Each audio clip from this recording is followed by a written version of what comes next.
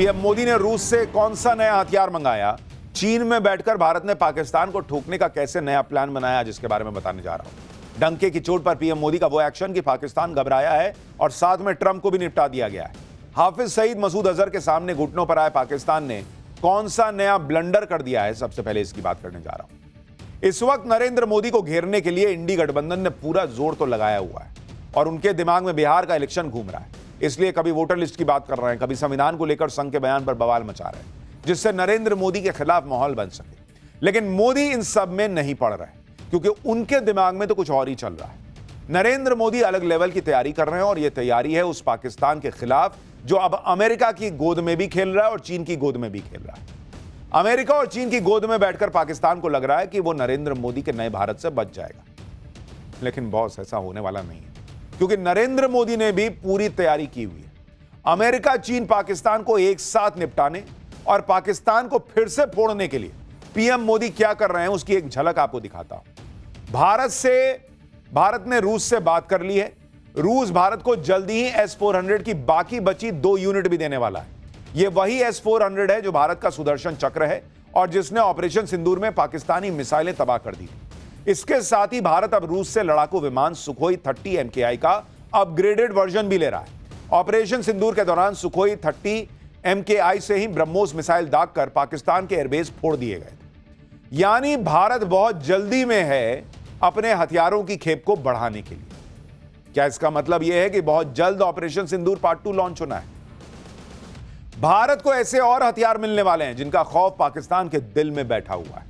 कमाल की बात यह है कि पाकिस्तान के लिए बुरी खबर चीन की धरती से आई है। चीन में बैठकर ही भारत ने रूस से S-400, सुखोई और बाकी हथियार देने पर बात की है।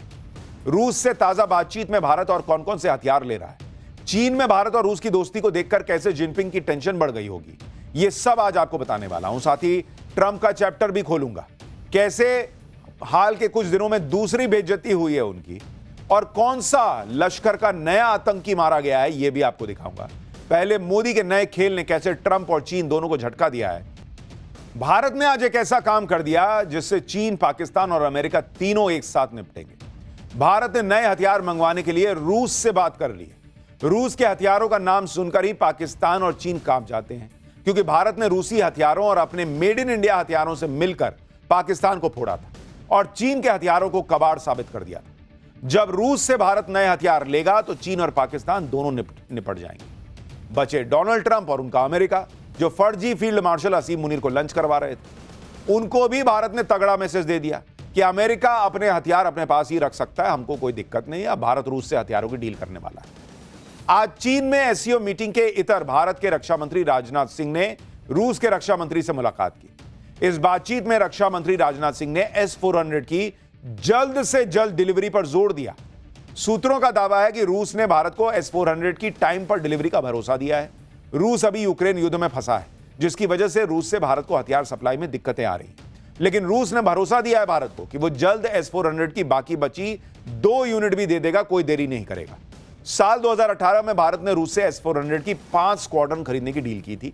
भारत को साल 2023 के अंत तक S-400 की 5 स्क्वाड्रन मिल जानी थी, लेकिन अभी 3 मिली। सूत्रों के मुताबिक रूस S-400 की चौथी खेप साल 2026 में और 5वीं खेप साल 2027 में देगा। अभी S-400 की 3 यूनिट चीन और पाकिस्तान के बॉर्डर पर तैनात है। 2 और यूनिट मिलने से भारत के एयर डिफेंस सिस्टम को और मजबूती मिल जाएगी। दरअसल S-400 की एक यूनिट में क्या क्या होता है, एक स्क्वाड्रन में क्या क्या शामिल होता है, आपको यह भी बताता हूं। S-400 के हर एक स्क्वाड्रन में 2 मिसाइल बैटरियां होती हैं, जिनमें 128 मिसाइलें शामिल होती हैं। ये मिसाइलें हवा में ही दुश्मन के bombers, fighter jet, cruise missile को तबाह कर सकती हैं। ये मिसाइलें 120, 200, 250 और 380 किलोमीटर तक मार करने की में सक्षम है। हर स्क्वाड्रन में लंबी दूरी का रडार सिस्टम और हर मौसम में चलने वाले ट्रांसपोर्ट व्हीकल होते हैं। S-400 के अलावा भारत ने रूस से सुखोई 30 MKI के अपग्रेडेड वर्जन की सप्लाई पर भी आज बात कर ली। वायुसेना के पास अभी करीब 260 Sukhoi 30 MKI fighter jet. Bharat इन फाइटर जेट्स को अपग्रेड करने पर जोर दे रहा है, जिसमें नया radar system, electronic warfare system, advance air to air missile integration शामिल। पाकिस्तान और चीन के खतरे को देखते हुए आधुनिक सुखोई 30 MKI बहुत जरूरी है। सुखोई 30 MKI भारतीय वायुसेना का शक्तिशाली और मल्टी रोल लड़ाकू विमान है। पिछले साल ही भारत ने सुखोई को सुपर सुखोई बनाने की योजना शुरू की। इस योजना पर मोदी सरकार 63,000 करोड़ रुपए खर्च कर रही है। इसमें 84 सुखोई 30 MKI फाइटर जेट्स को अपग्रेड कर सुपर सुखोई बनाने पर काम हो रहा है। भारत और रूस की बातचीत में S-400 और सुखोई के अलावा बाकी हथियारों पर भी बात हुई। बैठक में भारत ने एयर टू एयर मिसाइलों के उत्पादन को लेकर बड़ी सहमति बनी। ऑपरेशन सिंदूर के बाद होने वाली इस बड़ी बैठक को रक्षा मंत्रालय ने हाल के समय की सबसे अहम द्विपक्षीय बैठक बताया। बैठक में मिलिट्री हार्डवेयर के सप्लाई में तेजी लाने पर भी जोर दिया गया। रूस की तरफ से पहलगाम आतंकी हमले की निंदा भी की गई। इधर भारत पाकिस्तान को फोड़ने के लिए हथियारों की डील पे डील कर रहा है। उधर पाकिस्तान में आतंकी इसी डर में जी रहे हैं कि पता नहीं भारत कब हमला कर दे। दूसरों को खौफ में डालने वाले आतंकी खुद पाकिस्तान में सुरक्षित फील नहीं कर रहे। आज ही पाकिस्तान में एक और आतंकी को टपका दिया गया है। फिर से किसी अज्ञात हमलावर ने लश्कर के आतंकी को टपका दिया। इस आतंकी का नाम शौकत है। इसके बारे में दावा है कि यह लश्कर तैयबा का फाउंडर मेंबर था। शौकत लश्कर के एक और फाउंडर मेंबर अब्दुल रहमान मक्की का सबसे करीबी था। शौकत मुरीद के आतंकी कैंप में घोड़ों की देखभाल करता था और आतंकियों को ट्रेनिंग देता था। फिर से एक आतंकी को निपटाकर अब पाकिस्तान को कड़ा मैसेज दे दिया गया है, क्योंकि पाकिस्तान अमेरिका और चीन के दम पर फूलकर फिर से अपनी आतंकी फैक्ट्री को चलाने में जुटा हुआ है। पाकिस्तान को लगता है कि अमेरिका और चीन उसके साथ हैं और इसलिए उसका कोई कुछ बिगाड़ नहीं पाएगा। लेकिन पाकिस्तान को पता नहीं कि नरेंद्र मोदी की नजर इस वक्त पाकिस्तान पर ही है। वो इंतजार कर रहे हैं कि पाकिस्तान गलती करे और इस बार फिर ठोकेंगे पहले से भी तगड़ा, और पाकिस्तान सीधा कब्र में नजर आएगा। और पाकिस्तान मौका देगा, क्योंकि खबरें आ रही हैं कि पाकिस्तान की सेना और ISI एक बार फिर से POK में आतंकी लॉन्च पैड और ट्रेनिंग सेंटर के स्ट्रक्चर को खड़ा करने वाले हैं। लेकिन आतंकियों को भारत के हमले का डर सता रहा है, इसलिए पाकिस्तान की सेना अब आतंकियों को भरोसा दे रही है कि उनके लिए हाईटेक ट्रेनिंग कैंप बनाए जाएंगे ताकि भारतीय एजेंसीज के सर्विलांस से बचा जा सके।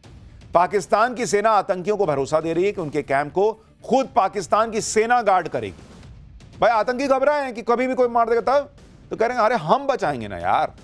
एक कैंप में 200 से ज्यादा आतंकियों की ट्रेनिंग या उनके रुकने का इंतजाम नहीं होगा, ताकि अगर भारत का हमला हो तो एक साथ 200 से ज्यादा आतंकी न टपक जाए। डरे हुए आतंकियों को फिर से ट्रेनिंग कैंप में लाने के लिए बहावलपुर में कुछ दिन पहले ही पाकिस्तान की सेना और ISI ने आतंकियों के साथ बाकायदा एक मीटिंग की, जिसमें जैश ए मोहम्मद और लश्कर से जुड़े करीब 200 से ज्यादा आतंकी और कमांडर शामिल हुए। यानी यह मान के चलिए कि पाकिस्तान बहुत दिन नहीं लगाएगा और ऑपरेशन सिंदूर पार्ट 2 लॉन्च करने का मौका देगा। और इसीलिए चीन में बैठकर रक्षा मंत्री ने रूस से डील कर ली है कि भाई जल्दी, जितना जल्दी हो सके दो माल, क्योंकि ये तो जल्दी सुधरेगा नहीं पाकिस्तान, तो इसको फिर मारना है। पाकिस्तान अपने आतंकियों को फिर से एक्टिव इसलिए भी कर रहा है क्योंकि मुनीर फंस गया है।